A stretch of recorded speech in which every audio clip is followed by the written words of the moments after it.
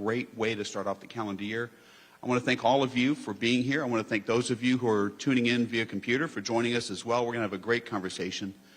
This cannot happen without the participation of all of you and with the board members and the participants on the programming committee. But we also thank the sponsors of Magni, because this wouldn't happen without the sponsors of Magni. They're sponsors of Muniland by being sponsors of Magni. So I'd like to specifically thank Assured Guarantee, Build American Mutual, Credit Sites, Fitch Ratings, Kroll Ratings, Moody's, and S&P. If we could give a quick round of applause of gratitude to our sponsors. Today's format is going to be a little bit different from what we ordinarily do because of the governor's schedule. So the governor is here. I'm going to introduce Shannon McHugh, who's our newest board member of Magni.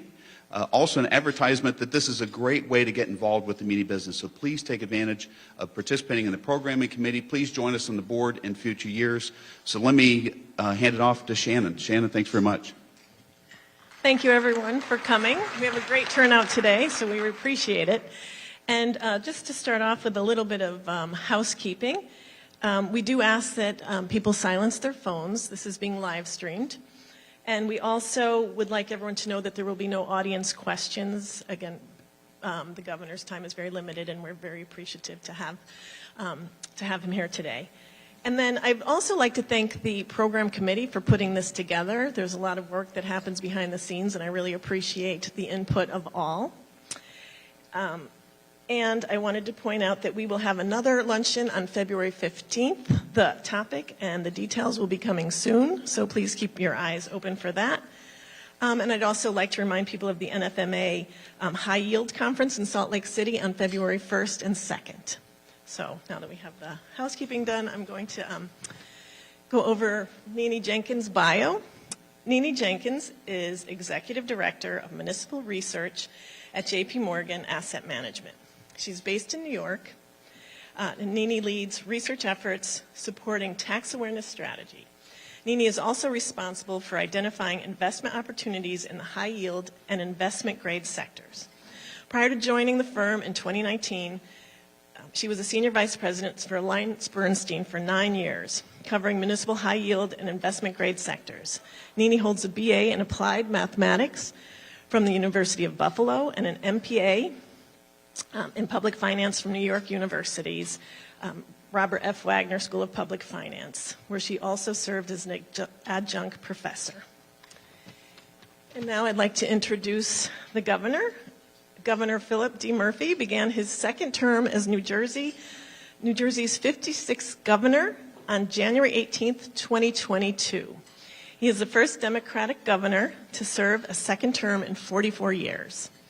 Since taking office, Governor Murphy has focused on building strong, fair, and more affordable New Jersey. Under his leadership, New Jersey has made strides in growing the state's economy and creating new economic opportunities while shrinking long-standing inequities, restoring fiscal responsibility to state government while expanding critical investments and delivering real tax fairness relief, including 14 tax cuts for New Jersey's middle class and seniors. The state of New Jersey has seen credit rating upgrades over the past year, which highlights the improved credit story, and one of the reasons why we're so excited to hear a little bit about that story today. Prior to entering public life, Governor Murphy worked for over 20 years at Goldman Sachs, starting as an intern in 1982 and ending in 2003 as a member of the firm's management committee. During his business career, he led offices in Frankfurt, Germany, and Hong Kong. From 2009 until 2013, the governor is a graduate of Needham High School, Harvard University, and the Wharton School of the University of Pennsylvania. And he has been awarded numerous honorary degrees. And we're so pleased to hear the story of New Jersey's credit. So please welcome.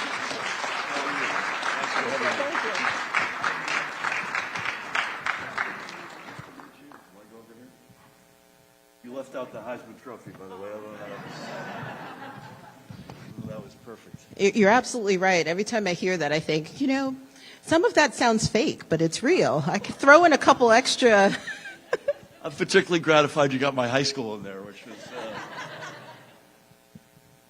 Lovely. Well, thank you. Thank you for joining us for this conversation. I'm very excited to talk to you a bit. I know that you're very busy. As Muni analysts, we operate seasonally. So we're between State of the States and before budget. So I'm going to start out with a question right away, which is, given everything that Shannon just introduced about the progress of the state, how do you intend to continue the positive momentum? Great question. And one of the things I want to say up front is I don't want to ever, and certainly not today, tear my rotator cuff patting ourselves on the back. So while we've made an enormous amount of progress, and I want to talk about that, I also want to be honest with you about the stuff that we're still dealing with. May I step back just to give a 10,000 foot? So just a couple of things about New Jersey, if you haven't been paying close attention. Around 9.3 million residents, so it's the 11th largest state by population. It's about the 9th or 10th largest economy. It is the 4th smallest geographically speaking state. And you combine first and second points, we're far and away the most densely populated state in America. We are proud. When I just got back a short while ago from being overseas, pitching New Jersey in Japan, South Korea, and Taiwan. The first two words that come out of my mouth when I'm selling New Jersey are talent and location. Number one public education system in America, some of the great American universities, arguably the best in Princeton, and location second to none. And when you combine location on the Northeast Corridor with density, you've got to be able to move people and things around better than anybody. That's really, in many respects, job number one. And we are, lastly, two other points. We're probably, by many measures, the most diverse state in America, and we take that very seriously. We wear that as a badge of honor. And our economy is overwhelmingly an innovation economy. So while I may die trying to make cars and trucks again in New Jersey, the reality is we dominate spaces like pharmaceutical, bio, life science, tech, telecom, increasingly film, television, digital. I believe ultimately generative AI, offshore wind, the green economy, fintech, sports betting, not just the handle, which is number one in America, but the guts of that industry and the jobs. So that's a quick sense. Back to your very fair, and by the way, thank you for having me. I should have said that to Magni. It means a lot that you all would have me here, and so thank you for that. And I wish I could stay for lunch. I can't. So let's roll the tape back to what we inherited. In many respects, New Jersey had, which, by the way, 30, 40 years ago, as you all know better than I, was a AAA bond-rated state. It was the state folks looked to, not just as a credit, through a credit lens, but also smart public policy, responsible government, et cetera. Well, we had fallen off the rails over those ensuing decades. By the way, both sides of the aisle guilty as charged. This is not a political observation, but a reality for both sides. So we inherited a state that was in many respects broken. And I say that through the three lenses. It wasn't growing. It was incredibly unequal. The inequalities, particularly across racial lines, ran throughout almost all of the state. And we were really irresponsible. And to give you a sense, you all will know this better than, and I think you all know this, Fitch has got us at a A+, as does Kroll, Moody's A1, S&P straight A. Again, we had been a AAA bond-rated state back in the day. To give you a sense of how long we have been going off the rails, we've gotten, I think, 7 upgrades during our 6 years in office. The last upgrade before that was 2005. The last upgrade before that was 1977. To give you a sense, in the prior administration, 11 downgrades. So by any measure, we were broken. And I'm proud to say there's good news in unfinished business. I wouldn't say bad news. Good news, unfinished business is the way I think about this. Our revenues have grown. If you look at the budget that was in effect when I first put my hand on the Bible to the budget that's in effect today, we've grown from $35 billion to $53 billion. That's 7% a year. The surplus was $408 million, I think, in the last budget signed by my predecessor. Today, it's the budget that we're in the middle of today, $8.3 billion, so over 20-fold increase. We've shrunk a lot of the inequities, although we have a long way to go. And as I mentioned, we've stabilized our credit. But we still have challenges. The inequities journey is unfinished business. You know, when you have the widest white, non-white gap in the criminal justice system of any state in America, even 6 years, you can't flip any light switches. That's one example of a work in progress. We have reinvented our economy in many respects, so there are literally new industries that are I mentioned generative AI, offshore wind, film, television, and digital. Film was invented in Jersey, but we had long ago walked away from it. Sports betting, the green economy, offshore wind, et cetera. So that I feel good about that. We've got several deficits, though, that we have to be honest with, and we're clear-eyed about it. We have, in many respects, fixed NJ Transit through the customer's lens: reliability, safety, confidence, on-time performance. But we now are going to have to tackle what is a growing fiscal challenge, and we're working on solutions there. I'm confident we'll come up with that. We have something called the Transportation Trust Fund, which allows us to invest in our infrastructure at record levels. We have to replenish that. Again, I think there's a solution that we're close to and that we'll arrive at. And then thirdly, just the operating structural deficit. And we went into this knowing this particular fiscal year, knowing that the global economy would be challenging. Inflation, high interest rates. At that point, one full-on war, now two full-on wars, aftermath of the pandemic, supply chain, tail-end issues. So we deliberately said, you know what, we've never approached a surplus of $8.3 billion.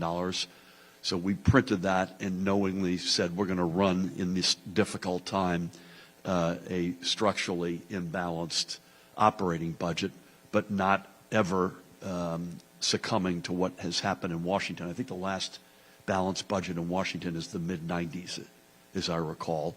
You can't do that in New Jersey, thank God, and we won't do that. So that's, we're going to have to look at our revenues and we look at our expenditures. Good news is in New Jersey, enormous latitude. One of the big topics that comes up when we sit with the rating agencies, and many of you are in this room, is constitutionally, not me personally, constitutionally most powerful governor's office in the country. So we can, if we had to, pull many levers to get ourselves back into a better structural position. So we're, as you mentioned, Nini, we're looking at this is budget season, and so we are looking at all of our options right now. Huge bull, medium to long term. I can get into that in a minute if you'd like. And an optimist that we'll be able to navigate our way through a lot of external exogenous challenges right now. I promise you I won't give a Castro speech to answer every question. No, I appreciate it. If I take my shoe off and bang this table on. Well, let's touch upon, let's continue with the budget process. We've had a lot of focus as analysts. We look at the process, we look at policies that are in place, and I'm just curious if you are considering any changes of significance to the budget process. Well, the process itself? The process itself. Is Bill Glaskell here? Bill, how are you? Long time, buddy. Bill would like us to do multi-year budgeting, and he and Paul Volcker have been on my ass for even as longer than I've been governor. I don't think that's going to happen, but that doesn't mean I don't think it's a good idea. I just stepped down a few months ago as chair of the National Governors Association. And by the way, I was at the same time chair of the Democratic Governors Association.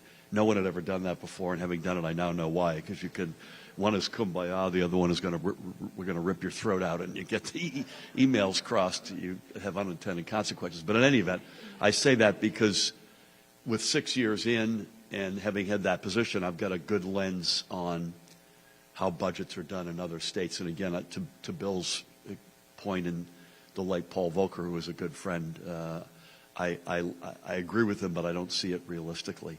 We largely have a very good process, with one exception, which I'd really like to see changed. And I think the legislative leadership agree with me. I'll present the budget in late February. It's due to be signed on June 30th. In that intervening, and again, I know enough to be dangerous because I've been doing this a while and I've now seen a lot of other states. Those intervening, March, April, May, June, are very robust, open, transparent, back and forth, months of hearings, private deliberations, advocates weighing in. It's a really, really good process for the most part.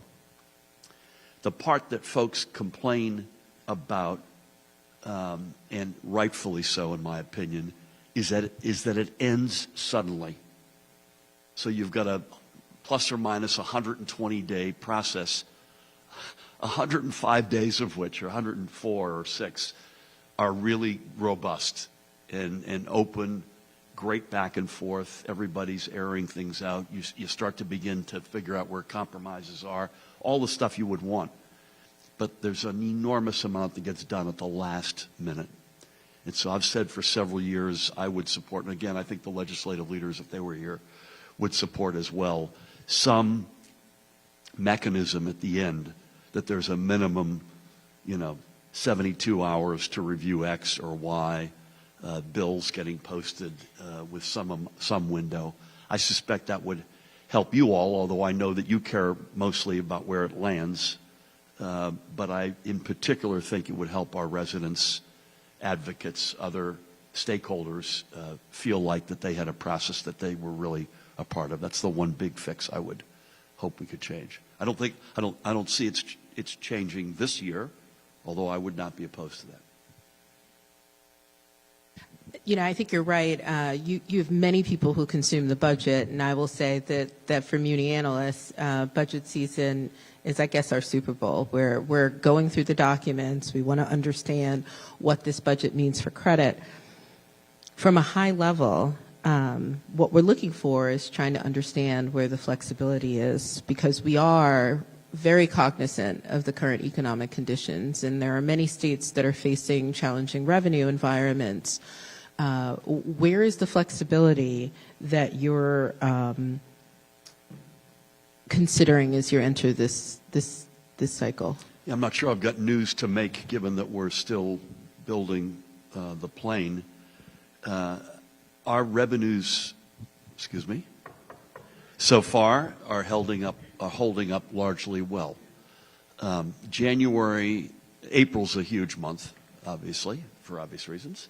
January's a pretty big month because you get a real sense of, you get your first real sense of income tax trends, and you certainly get your first sense of consumption, or not first, but your biggest sense, given you've got the Christmas reality, holiday reality. And we'll see. The news, including in the press today, I believe you all saw, the general American sense of consumption around the holidays is strong. I don't have details enough to give you what that looks like yet in New Jersey. So we'll see. But the levers are significant. By the way, that's now 20 tax cuts. We've done 6 more since my people gave you the propaganda to introduce me, so I apologize. We didn't get that. That would never have happened in the mid-'70s in the Soviet Union. That would have been right on the money. So we're proud of that, and that includes, affordability continues to be, bless you, you get a lot, the good value for money equation is hugely important in New Jersey. So, as opposed to realistically, we're ever going to be the low-cost state to either do business in or raise your family in. Every state's got a bumper sticker. Ours is unquestionably the #1 state in America to raise a family. That's New Jersey. And you think about what goes into that. Well, we fund public education per capita unlike anybody else on the planet. And that's deliberate. That's a cold-blooded decision because we see that not just for our precious kids and how they grow up, but that's a huge element of our economic development. And so affordability is always an issue, but it's within that context. If you're the number one state in America to raise a family, you've got to have great public education.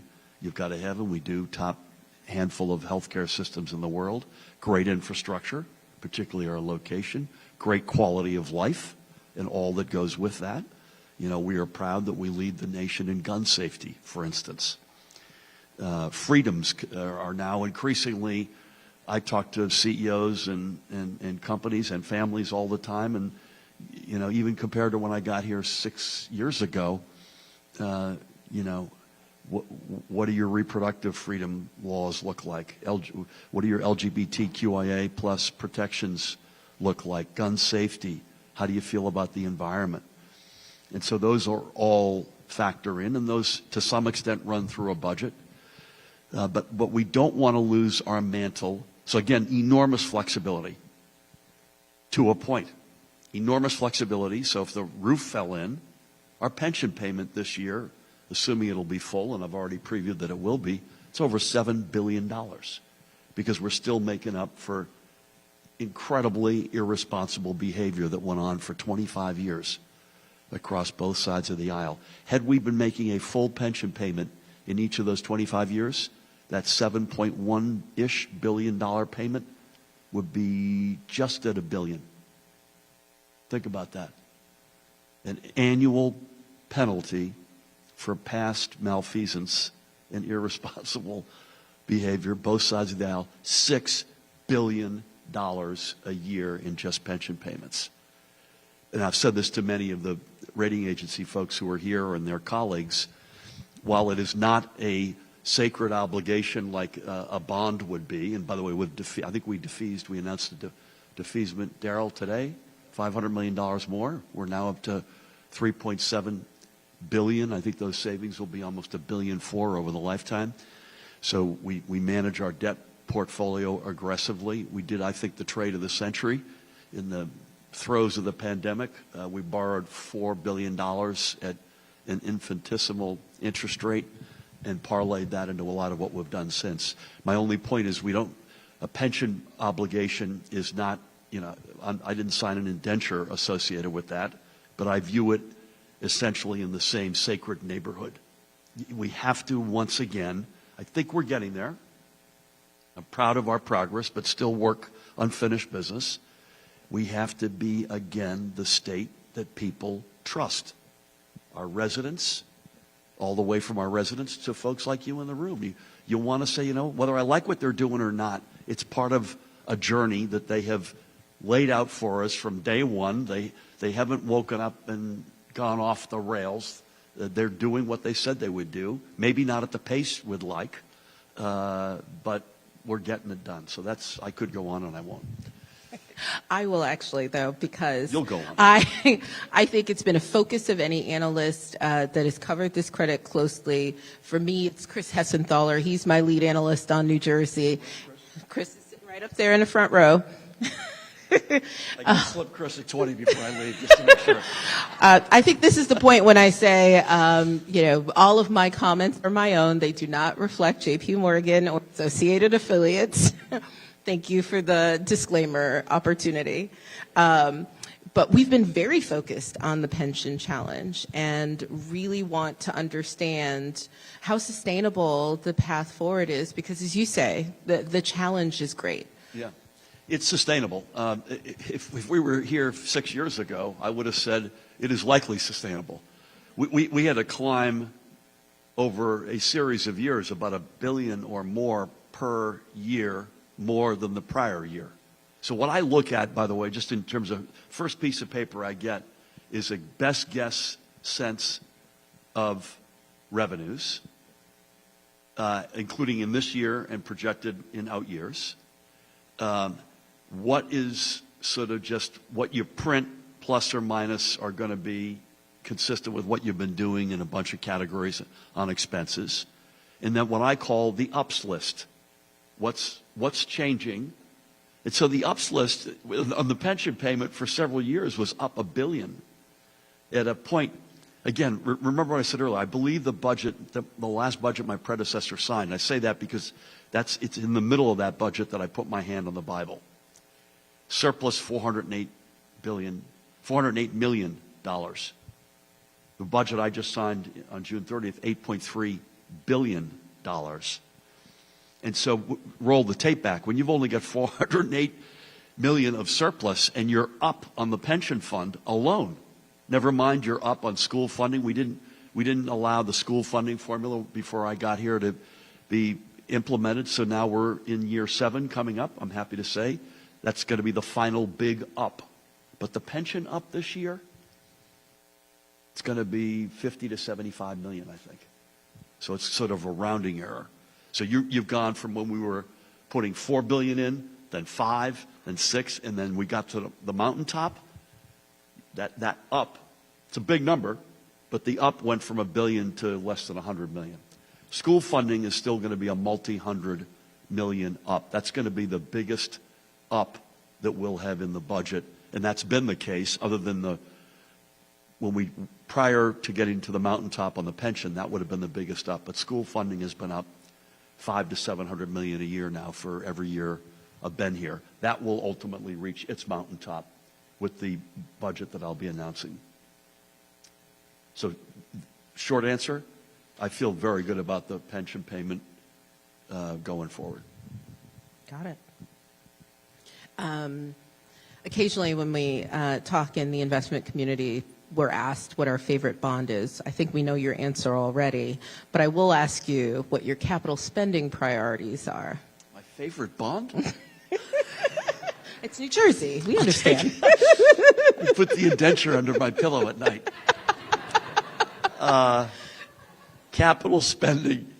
The big one, although the feds are playing an enormous role, is the Hudson River Tunnel project, which is either called that or Gateway. That's finally happening, thank God.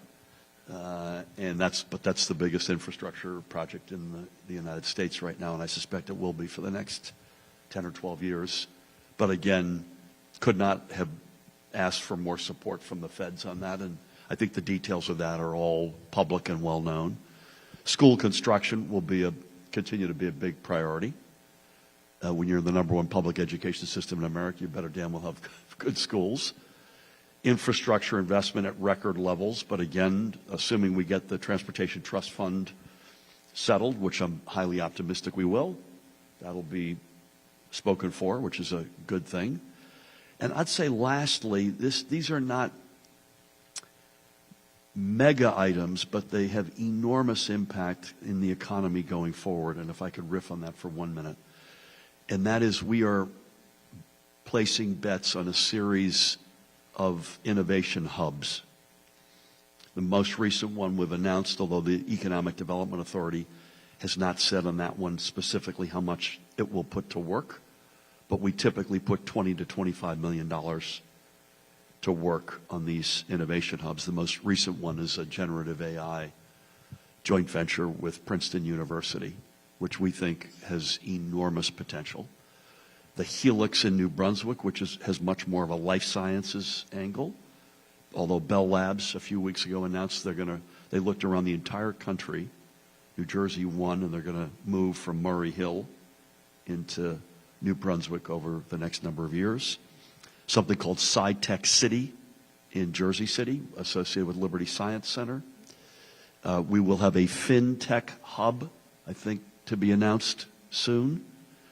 We're cooking up a applied, when you say plasma physics, at least I think, you think of nuclear reactors. But there's sort of this is pejorative, and I don't mean it to be this sort of a low-end version of that, applied plasma physics. That's another area that we're focused on.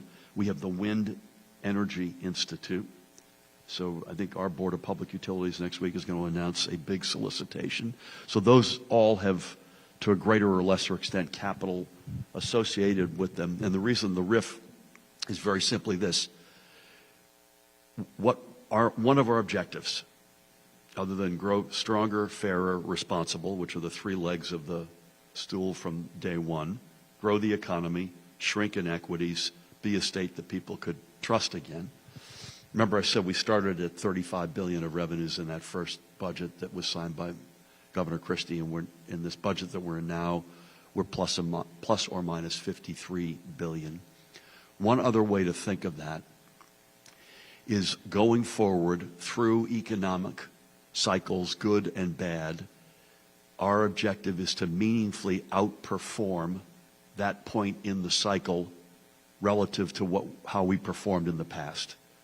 So I'm not naive enough to think that the $35 billion of revenue in the fiscal year 2018 budget could be automatically a $53 billion experience if the exact same economic circumstances took place. But our sort of walking around back of the pocket hope is that economy produces 10 to 20% more revenue than it did when we lived through it. Does that make sense to you all? So that a $35 billion revenue economy really looks more like a $40 billion revenue economy, et cetera. And I think we've got the pieces in place for that to happen. I think I'm getting the hook, am I? Well, we're coming close. So I'll give you one more, which I've personally been curious about. You've spoken a bit today about what you inherited and the success that you have achieved so far and unfinished business. And so I guess my question for you is, what advice would you give to your eventual successor to keep it going? Very good question. And by the way, it's not at all clear who that's going to be. It's going to be a crowded field of Democrats and a crowded field of Republicans. And for the most part, the names that... How many folks live in Jersey? I should have asked you that. Okay, bless you all. For the most part, by the way, part of the reason why that economy that generated $35 billion, our hope is generates revenues that are sort of 10 to 20% more than that, is not just a reconfiguring of the economy, including old stuff. We now manufacture a lot more than we did 6 years ago. CNBC, by the way, should get this off my chest, not necessarily a home game for me. CNBC rated us last year as the #1 improved state for business climate in America. But the other reason is, I thought of this when you all raised your hands, we have a lot more bodies in New Jersey than we did 6 years ago. It's partly pandemic. And by the way, we root unequivocally for New York City's success because a lot of people live in central and northern Jersey because of a nexus to New York. But the reality is COVID contributed to that. Affordability has certainly contributed to that. Median house price, single-family home in New Jersey is $525,000 today. I think in Brooklyn that's probably double, I believe, over $1 million. I was about to say over $1 billion. But so let me go back to this. So we're trying to draw a line under past bad habits. That would probably be job number one. So you make the damn pension payment. You should be reducing indebtedness or managing, defeasing, preventing. We have a fund in addition to our surplus called the Debt Defeasance and Prevention Fund, which still has some money in the tank that allows us to be opportunistic or fund stuff right off the balance sheet. So for this room in particular, draw a line under or over, I guess, the bad habits of the past, and just that's take it as a given. And what happened 30 to 35 years ago, bad habits became the norm in New Jersey. So they were accepted practice. And it's in other words, when you went from one governor to another, the political party mattered less than, hey, if he did it or she did it, I can do it. And we came in, again, we're not holier than thou. We still have challenges. Our work is not done. I'm not patting myself on the back, but we came in committed, if nothing else, we were going to draw a line and say, you know what, this will be different. So far, for the most part, it has been. But again, we still have work to do. Thank you, Governor Murphy. Thank the you. hook is here. We're going to keep you on schedule, and we really appreciate you spending some time with us and glad you joined us for lunch today. I love it. Thank you.